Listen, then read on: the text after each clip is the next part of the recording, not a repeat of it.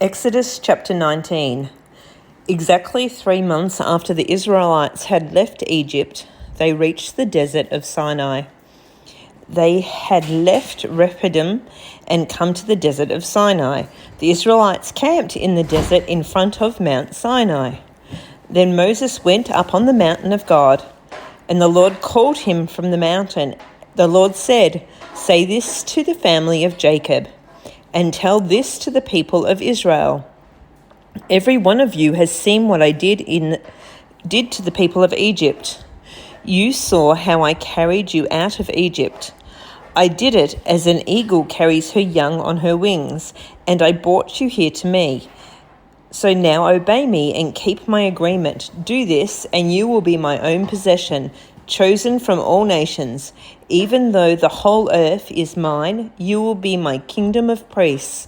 You will be a nation that belongs to me alone. You must tell the Israelites these words." So Moses went down and called the elders of the people together. He told them all the words the Lord had commanded him to say, and all the people answered together, "We will do everything he has said." Then Moses took their answer back to the Lord. And the Lord said to Moses, "I will come to you in a thick cloud. I will speak to you. The people will hear me talking to you. I will do this so people will always trust you." Then Moses told the Lord what the people had said. And the Lord said to Moses, "Go to the people and have them spend today and tomorrow preparing themselves. They must wash their clothes and be ready by the day after tomorrow. On that day, I, the Lord, will come down on Mount Sinai, and all the people will see me, but you must set a limit around the mountain. The people are not to cross it. Tell the people not to go up on the mountain. Tell them not to touch the foot of it. Anyone who touches the mountain must be put to death. He must be put to death with stones or shot with arrows. No one is allowed to touch him. Whether it is a person or an animal, he will not live. But the trumpet will make a long blast. Only then may the people go up on the mountain." So Moses went down from the mountain to the people. He made them prepare themselves for the service of God, and the people washed their clothes. Then Moses said to the people, "Be ready in 3 days. Do not have any physical relations during this time." It was the morning of the 3rd day. There was thunder and lightning with a thick cloud on the mountain, and there was a very loud blast from a trumpet. All the people in the camp were frightened. Then Moses led the people out of the camp to meet God. They stood at the foot of the mountain. Mount Sinai was covered with smoke. This happened because the Lord came down on it in fire. The smoke rose from the mountain like smoke from a furnace, and the whole mountain shook wildly. The sound from the trumpet became louder. Then Moses spoke, and the voice of God answered him. So the Lord came down on top of Mount Sinai. Then he called Moses to come up to the top of the mountain. So Moses went up. The Lord said to Moses, "Go down and warn the people. They must not force their way through to see me. If they do, many of them will die. Even the priests who may come near to me must first prepare themselves. If they do not, I, the Lord, will punish them." Moses told the Lord, "The people cannot come up to Mount Sinai. You yourself told us to set a limit around the mountain. We made it holy."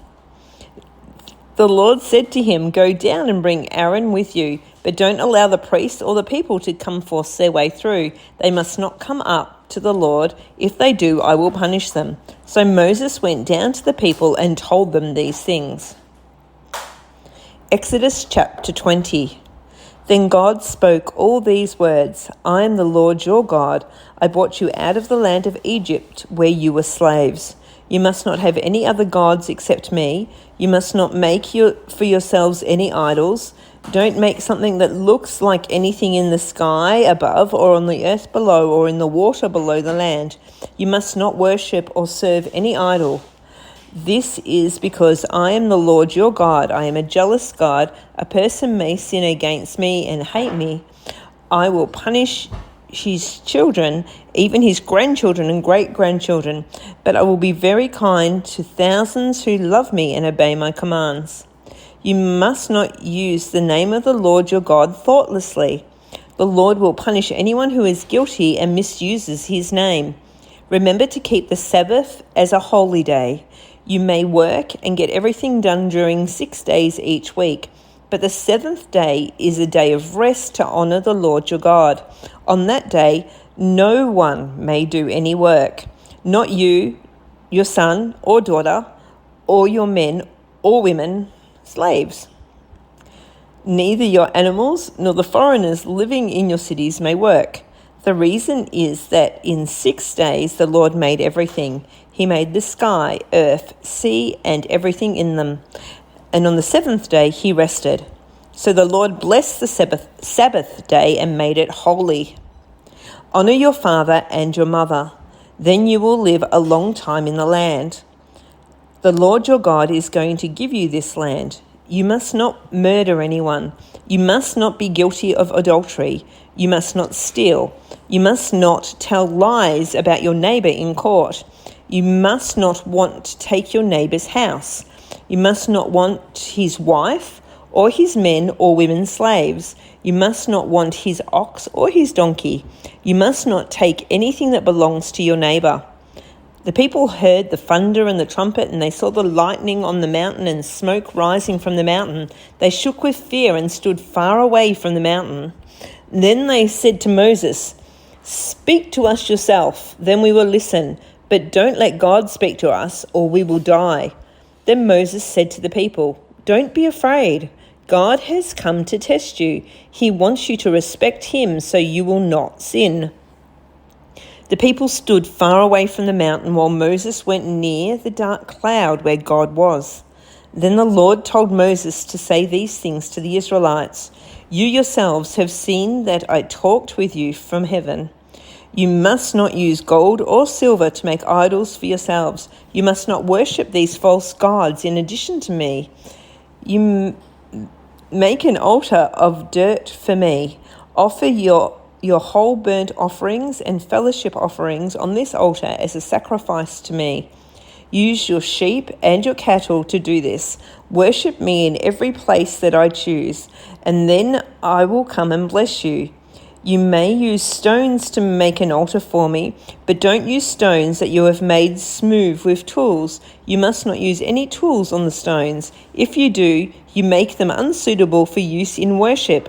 You must not make steps leading up to my altar. If you go up steps, people will be able to see under your clothes." Exodus chapter 21. Then God said to Moses, "These are the laws for living that you will give to the Israelites. If you buy a Hebrew slave, he will serve you for 6 years. In the 7th year, you are to set him free, and he will have to pay nothing. He might not be married when he becomes your slave. Then he must leave without a wife.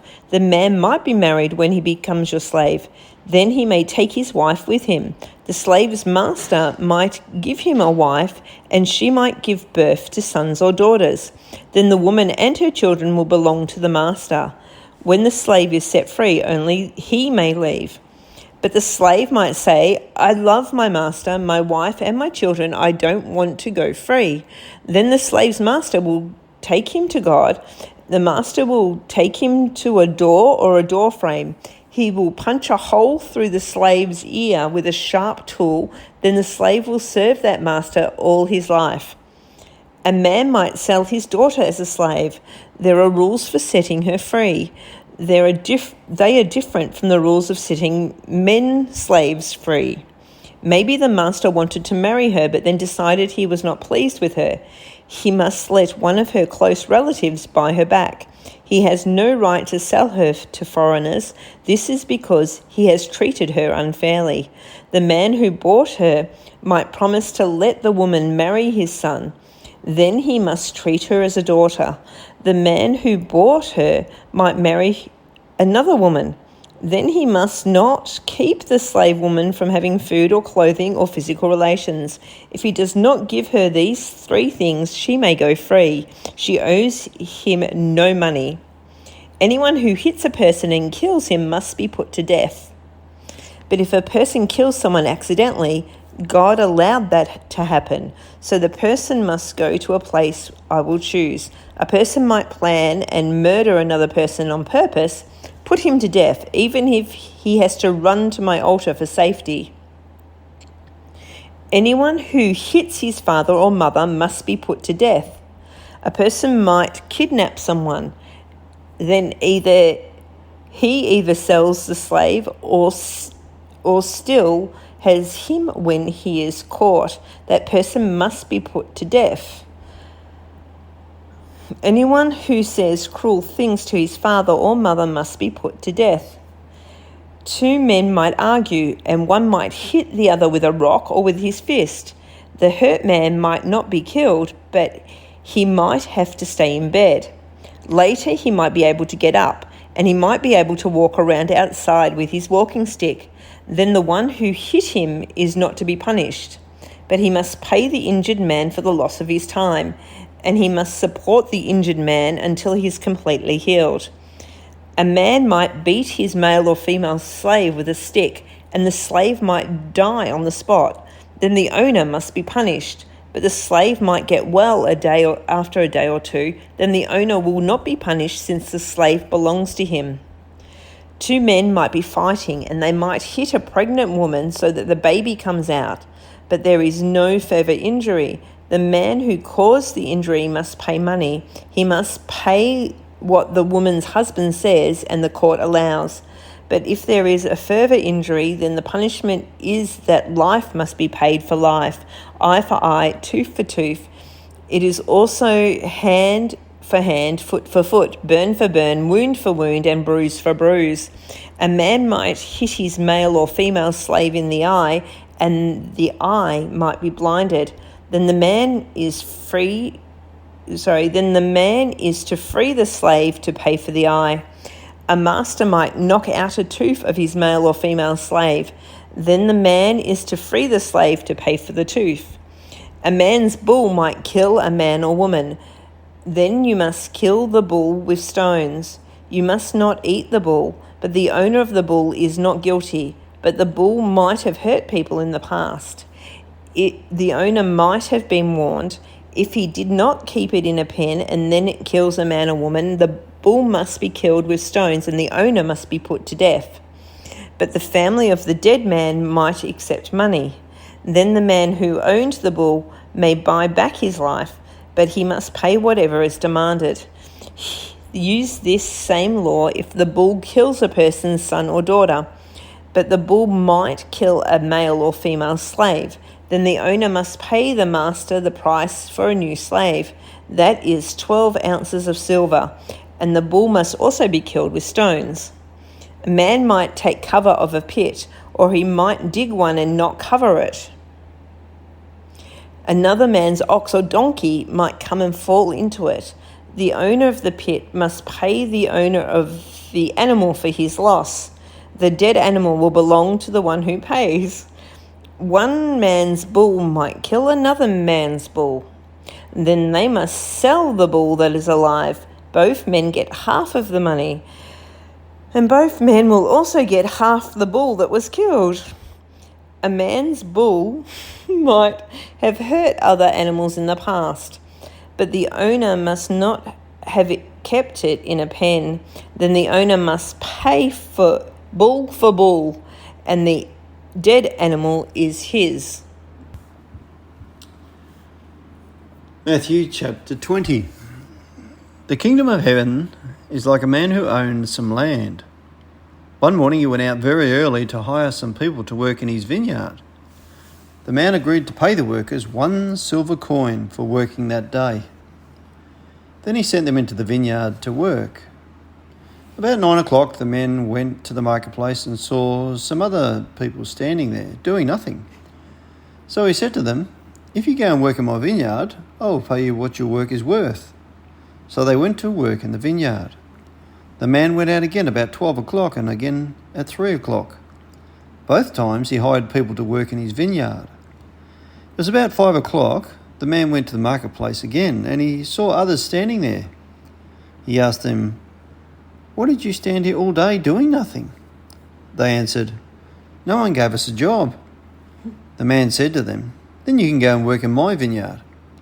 At the end of the day, the owner of the vineyard said to the boss of all the workers, "Call the workers and pay them.